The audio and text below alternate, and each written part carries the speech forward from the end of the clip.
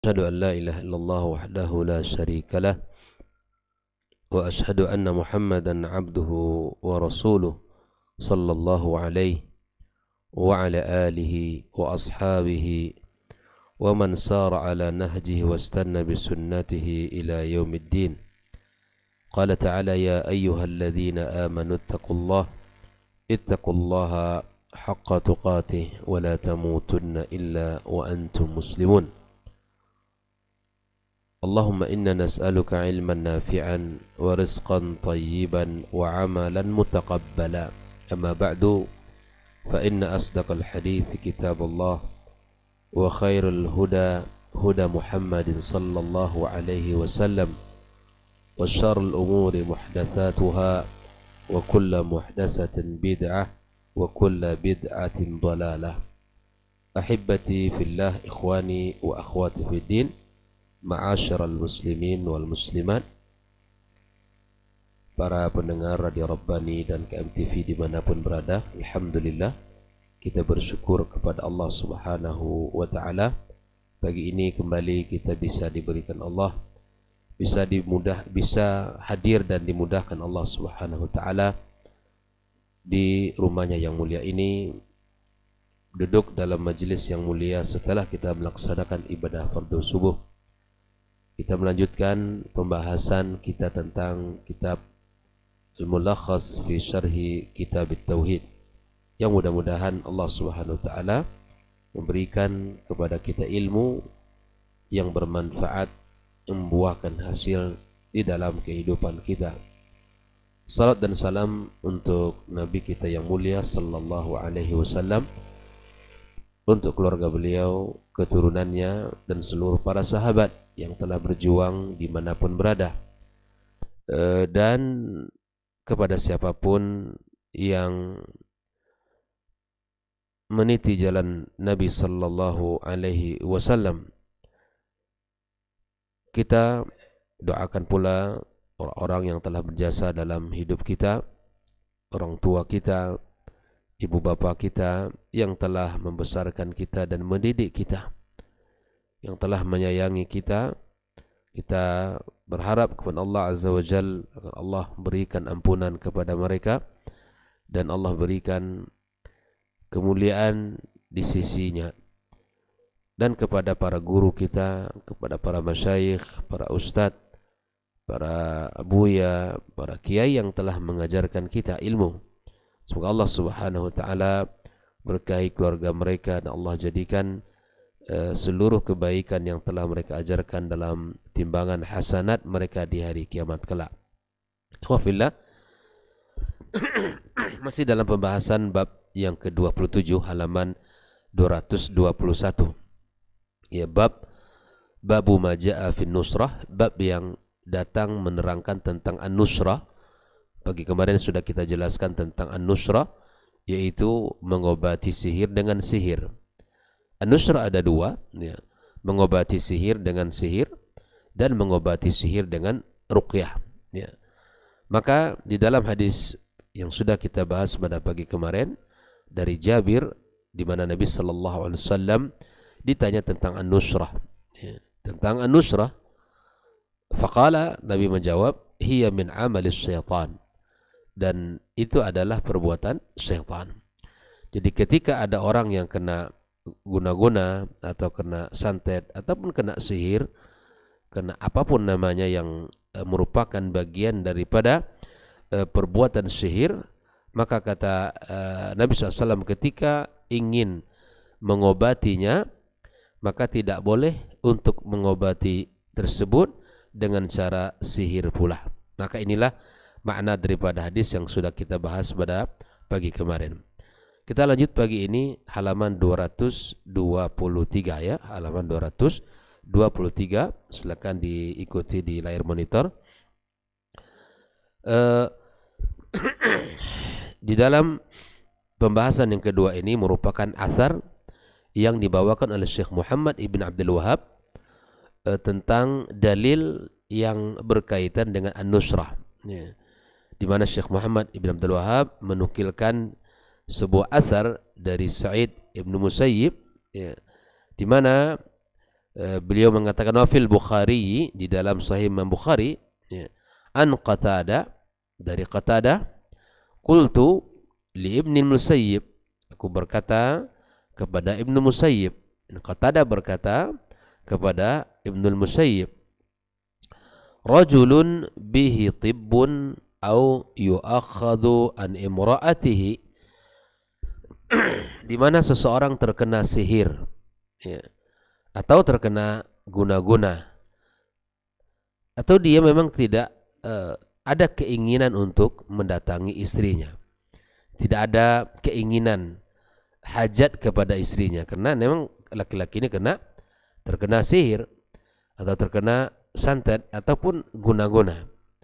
Dalam kehidupan rumah tangga ini adalah sering terjadi dalam kehidupan. Nah, ketika terdapat laki-laki seperti ini, maka berkatalah Qatadah kepada Sa'id bin Musayyib, ayuhallu anhu au yunassar, bolehkah untuk dilepaskan atau diobati, ya, penyakit yang diderita oleh laki-laki itu. Nah, ini kan proses sama, orang yang terkena sihir, terkena guna-guna, maka bolehkah, kata Qatadah, untuk dilepaskan atau diobati guna-guna yang menimpa dia. Nah, qala, maka Sa'id Ibn Musayyib mengatakan, Ibnu Musayyib mengatakan, la ba'sa bihi, tidak mengapa, kata beliau, untuk diobati. Innama yuriduna bihil islah, karena yang diinginkan adalah, ya, kebaikan. Fa amma ma yanfa'u falam yunha anhu, adapun pengobatan an-nusrah, pengobatan sihir dengan cara yang bermanfaat, itu tidak dilarang. Ini pendapat Ibnu Al-Musayyib. Nah, waruwi an al-Hasan annahu qala, dari Hasan diriwayatkan dia berkata, la yahullu sihra illa sahir, tidak ada yang bisa mengobati sihir kecuali tukang sihir. Nah, artinya dalam dua perkataan sini terdapat ada dua kecenderungan. Ibnu Musayyib mengatakan bahwa kalau orang terkena sihir, terkena guna-guna, dengan diobati dengan cara syar'i, maka ini dibolehkan. Dari mana kita tahu? Dari perkataan fa amma ma yanfa'u falam yunha anhu. Nah, adapun perkataan Hasan, qala la yahullu sihra illa sahir, tidak ada yang bisa mengobati sihir kecuali tukang sihir. Nah, qala Ibnu Qayyim rahimahullah taala, Ibnu Qayyim berkata, an-nusrah, sedangkan nusrah, adapun nusrah itu apa? Hallus sihri anil mashuri wa hiya naw'an. Ini lebih dirinci oleh Imam Ibnu Qayyim tentang hukum nusrah, tentang hukum mengobati sihir dengan sihir. Kata beliau, mengobati sihir, ya, itu terbagi kepada dua. Cara mengobati sihir terbagi kepada dua cara. Yang pertama, kata beliau, halun bisihri mithlih, mengobati sihir dengan sihir. Ini yang pertama, kan? Wa huwa alladhi min amal syaitan, inilah perbuatan syaitan. Ya. Wa alaihi yuhmal qaulul hasan, dan dari perkataan pertama inilah, atau bentuk pertama inilah, ya, yang dipahami perkataan Hasan tadi. Ya, riwayat yang kedua, fa yataqarrabu an-nasir wal muntashir ila syaitan, yang mengobati dan yang diobati, ya, mendekat kepada syaitan, meminta tolong kepada syaitan, bima yuhibbu fayabtilu amalahu anil masur, dengan apa yang dia inginkan, kemudian membatalkan perbuatan dari yang diobati. Artinya bahwa yang pertama ini, bahwa mengobati sihir dengan sihir itu adalah yang dilarang, kata Imam Qayyim. Nah, wathani, adapun cara yang kedua mengobati sihir, an-nusratu birruqiyati wa ta'awudzati wal adwiyati wad da'watil mubaha, fa hadza jaiz. Adapun mengobati sihir dengan ruqyah, dengan membacakan at-ta'awudzat, ya, meminta perlindungan kepada Allah, wal adwiyati, dan obat-obatan, ya, dan doa-doa, ya itu dibolehkan, fahadza jaiz. Dijelaskan fillah dari perkataan Ibnu Musayyib ini kita pahami jenis daripada yang kedua, ya, bahwa meruqyah mengobati orang yang terkena sihir dengan ruqyah dibolehkan di dalam hukum Islam. Adapun perkataan Hasan, kita pahami perkataan yang pertama dari Imam Nuqayyim, yaitu mengobati sihir dengan sihir, ini yang dilarang. Nah, ikhwah fillah, berkata Syekh Saleh Al-Fauzan tentang asar yang dibawakan oleh Syekh Muhammad Ibn Abdul Wahab. Siapa itu Qatadah, ikhwah fillah? Qatadah Ibnu Di'amah As-Sadusi Al-Basri, thiqatun min ahfadhi at-tabi'in. Bila itu adalah Ibnu Di'amah As-Sadusi dari Basrah, dan al-thiqah, dia adalah seorang yang dipercaya, min ahfadhi tabi'in, termasuk para tabi'in yang paling hafidh, ya. Mata sanat bid'a asyrata wa mi'ah, meninggal pada tahun lebih kurang 110 ya Hijrah. Bihi tibbun, maknanya adalah bikasri ta awis sihrun kunnu anhu bitib tafa'ulan. Ini dikatakan tib, sebetulnya dia terkena sihir, tapi dengan meyakini Allah akan menyembuhkan, maka disebut dengan tib. Yu'akhad ay bi fathil waw wa mahmuzatin wa tashdidil kha, yuhbas an imra'ati wa la yasulu ila jima'iha, bahwa dia tertahan, ya, tidak bisa untuk menggauli istrinya. Ini tidak ada. Ini adalah orang-orang yang secara normal, orang sehat, orang normal, kehidupan rumah tangga ya biasa, ya. Ada hajat kepada keluarganya, dan tetapi orang yang terkena hal yang seperti tadi, terkena sihir, terkena santet, ataupun terkena guna-guna dan sebagainya, apapun namanya, maka seseorang tidak akan ada keinginan untuk mendatangi keluarganya. Tidak ada keinginan. Bahkan subhanallah, hidupnya selalu dirundung dengan masalah, ya. Terkadang istri yang benci kepada suami ataupun sebaliknya, dan komunikasi tidak berjalan dengan harmonis, kehidupan rumah tangga panas, ya, dan selalu saja perkara kecil menjadi perkara besar, ya, dan selalu timbul masalah-masalah yang sulit. Ya, hati-hati dengan keluarga yang seperti ini, sehingga syaratnya untuk bisa kita kembali kepada kebaikan adalah kita sama-sama berlindung kepada Allah. Kita setiap pagi meminta kepada Allah penjagaan, perlindungan.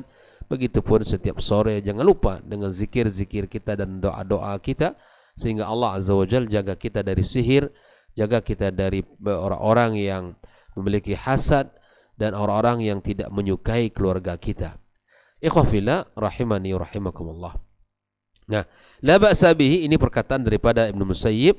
La ba'sa bihi artinya bi mu'alajati, tidak mengapa kalau mengobati penyakit tersebut, bi umurin mubahatin, dengan perkara yang mubah. Apa yang perkara mubah yang boleh kita lakukan untuk mengobati itu? Dengan ruqyah, ya, dengan mengonsumsi obat-obat, ya, yang dibolehkan. Lam yurid biha illa al-maslaha wa daf'il madar. Ya, tidaklah diinginkan kecuali kemaslahatan dan menolak kemudaratan, ya. La yahillu as-sihra illa as-sahir, tidak ada yang bisa mengobati sihir kecuali tukang sihir. Ay la yaqdir ala halli illa man ya'rifu as-sihra. Biasanya kata ini perkataan Hasan, ya. Biasanya sihir tidaklah bisa diobati oleh kecuali tukang sihir. Nah, ini adalah perkataan Hasan yang menunjukkan bahwa yang dilarang, ya, bahwa yang perkataan yang dilarang atau perbuatan yang mencerminkan dari perbuatan syaitan. Nah, ikhwah fillah, lalu kemudian Syekh Shalih Al-Fauzan menjelaskan al-ma'na al-ijmali lil atharaini, makna global dari dua asar, yang pertama dari Ibnu Musayyib, yang kedua dari Hasan. Anna Ibnu Musayyib su'ila an hukmin nusrah. Ya, Ibnu Musayyib ditanya tentang hukum nusrah, fa afta bi jawaziyah, dan dia memberikan fatwa boleh. Kenapa? Nadhran li anna al-maqsuda minha an-naf'u wa zawal ad-darar. Karena tujuan yang dilakukan untuk mengobati itu adalah untuk apa? Menghilangkan kemudaratan dan mendatangkan manfaat. walam yunha amma kana kadzalik. Dan kalau seperti itu caranya, enggak mengapa. Ya. Kalau ada di antara ikhwah yang memang peruqyah misalnya, ya silakan, ini dibolehkan. Dan kita sekali lagi berhati-hati ya, karena banyak juga peruqyah-peruqyah yang berlindung di atas nama ini. Sekali lagi ya, banyak orang yang berlindung di atas nama peruqyah. Karena secara umum peruqyah itu diterima di masyarakat dan diterima secara umum di dalam hukum Islam. Karena peruqyah itu boleh. Tapi jangan sampai kita mengenal peruqyah dengan amalan-amalan yang tidak benar atau bacaan-bacaan yang tidak benar. Peruqyah nggak ada yang disembunyikan. Jelas ya? Orang peruqyah itu tidak ada yang disembunyikan dari bacaannya. Ya, pasti dia dengarkan bacaannya, Pak. Biasanya dibacain. Dibacakan Al-Quran, dibacakan ayat-ayat pilihan. Tapi ada orang yang katanya peruqyah, tapi terkadang yang dibacanya itu tersembunyi. Nggak ada orang yang tahu. Ada embel-embel bacaan lain. Nah, ini yang perlu juga kita berhati-hati ya. Dan salah satu orang yang mendapatkan nanti kesempatan untuk dihisab, untuk masuk surga tanpa dihisab, salah satunya adalah la yastarqi, tidak minta diruqyah. Ya, maka selama kita tidak butuh diruqyah, ya nggak perlu minta diruqyah. Atau kita sendiri yang meruqyah diri kita, dalam artian kita baca Al-Quranul Karim, kita baca zikir-zikir, dan itu merupakan bagian benteng seorang muslim. Ya, benteng. Ya, dengan Al-Quran yang kita baca, dengan zikir yang selalu kita rutinkan, itu adalah penjagaan yang luar biasa terhadap diri kita. Nah, perkara yang pertama, Al-Imam Ibn Musayyib menyebutkan tentang bolehnya pengobatan sihir dengan cara meruqyah. Naam. Wa maqsuduhu daw'un minan nusrati la mahdhura fi. Ya, wa maqsuduhu, tujuannya ya, naw'un minan nusra, bentuk jenis daripada pengobatan ini, la mahdhura fi, tidak ada ya masalah. Karuqa bi asma'illahi wa kalamihi, dengan cara meruqyah dengan nama-nama Allah dan kalamnya. Wa ammal hasan, adapun perkataan hasan, ini riwayat yang kedua, fa muqtada kalamihi man'un nusrah, dipahami dari ungkapannya ini dilarang. Ya, dilarang. Li'annahu la yaqdir ala hallis sihir illa man lahu ma'rifatun bis-sihir. Karena biasanya, kata beliau, tidak ada yang bisa mengobati sihir kecuali memang ada orang yang memiliki ilmu dan pengetahuan tentang sihir itu sendiri. Nah, jelas ya? Nah, wa hadha mahmulun ala hallis sihir bi sihrin mithlih. Perkataan Hasan tadi itu dipahami, kenapa dia dilarang? Karena mengobati sihir biasanya dengan sihir. Di sini letak dilarangnya perkataan yang dimaksud oleh Hasan tadi. Ya, wa hadha mahmulun ala hallis sihir bi sihrin mithlih. Wa huwa min amalis syaitan, karena dilarang ya, karena sihir merupakan perbuatan syaitan. Nah, di sini jelas ya, ada dua sisi hukum. Ketika Ibnu Musayyib ditanya boleh, karena memang pengobatan dengan cara ruqyah. Hasan menyebutkan dilarang karena memang pengobatannya biasanya yang bisa mengobati itu, yang melepaskan sihir memang orang tukang sihir. Naam. Wa fi tafsil alladhi dzakara Ibnu Qayyim, nah, di dalam perincian yang dijelaskan Imam Ibnu Qayyim, jam'an bainal qaulaini, merupakan gabungan daripada dua perkataan tadi. Hasiluhu, adapun kesimpulannya apa? In anna ilajal mashhur bi adwiyatin mubahatin wa qira'ati Qur'anin amrun jaizun. Jadi pengobatan sihir dengan cara yang syar'i, dibacakan Al-Qur'anul Karim, dan ini adalah perkara yang mubah dan dibolehkan. Wa ilajahu bisihri mithli muharram, adapun pengobatan sihir dengan cara sihir dilarang. Ya, dilarang. Wallahu ta'ala alam. Inilah perkataan Syekh Shalih Al-Fauzan.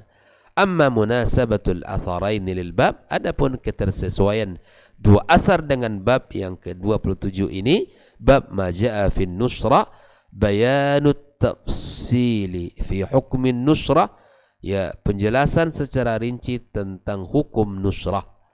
Ya, nusrah apa tadi? Pengobatan sihir dengan sihir. Nah, wa bayanul jaizi wal mamnu'i minha. Bahwa di dalam dua athar ini dijelaskan secara rinci tentang hukum nusrah dan mana yang boleh, mana yang dilarang. Nah, ilati khafillah, bahwa kehidupan kita memang tidak bisa terhindar dari apa? Dari hal-hal yang seperti ini. La qadarallah, kalau terjadi di tengah-tengah keluarga, orang-orang terdekat, sahabat, dekat kerabat, misalnya jiran tetangganya, maka kita arahkan yang seperti ini. Pengobatan secara syar'i, ya, menyelesaikan masalahnya dengan cara syar'i. Jangan kita masuk kepada perkara-perkara yang mahzur dalam Islam. Datang kepada tukang sihir, datang kepada dukun, ya, dan datang kepada yang disebut orang pintar dan sebagainya. Jangan tertipu dengan orang yang berpakaian muslim, ya, atau dengan berpenampilan yang secara zahir dia adalah muslim, ustadz, tapi semua itu perlu kita hati-hati daripada amalannya seperti apa. Kita akan bisa menghukumi sesuatu kalau kita melihat secara zahir, ya, seperti apa dia dan bagaimana, atau secara ucapan kita bisa memahami bagaimana pendapat dia. Ya, kalau seandainya itu adalah seorang dukun, maka hentikan langkahnya, jangan bertanya, apalagi meyakini ucapannya. Karena akibatnya salat kita tidak akan diterima Allah selama 40 hari, atau diancam kufur kepada syariat Nabi Muhammad sallallahu alaihi wasallam. Maka berhati-hati, ya, jangan sampai kita percaya dengan hal yang seperti ini, karena akibatnya fatal, ya. Yang mahal yang kita miliki akidah kita, ya, keyakinan kita akan tidak akan ada nilainya sedikit pun, apalagi amal soleh kita, ya, akan berguguran di sisi Allah Subhanahu wa taala. Nah, karena praktek seperti ini sangat banyak di negeri kita, sangat subur. Hal yang seperti ini menjadi hal yang biasa. Bahkan untuk mencari kehidupan, melakoni profesi ini banyak. Bahkan kalau dulu hanya punya gubuk reok, kalau sekarang adalah dengan cara sudah main online di dunia maya, bukan sekedar lagi dengan ya dunia nyata, tapi pun main dengan dunia maya. Nah, oleh tikhafillah, sekali lagi kita berhati-hati, bentengi keluarga kita, anak kita, dan keturunan kita, jangan sampai, ya, terjebak dan terjerumus kepada hal ini. Kesehatan mahal memang, tapi ketika ini ketika seseorang diuji dengan yang seperti ini, maka carilah jalan yang syar'i. Jangan sampai kita masuk kepada cara yang dilarang oleh agama Allah Subhanahu wa taala. Wallahu taala alam.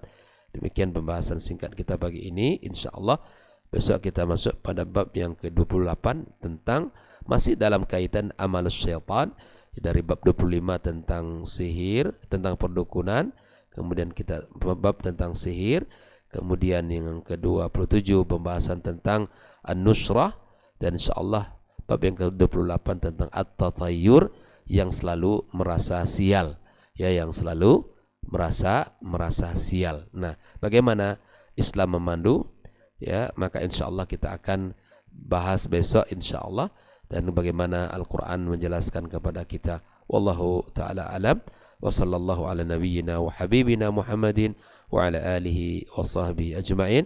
Wassalamualaikum warahmatullahi wabarakatuh.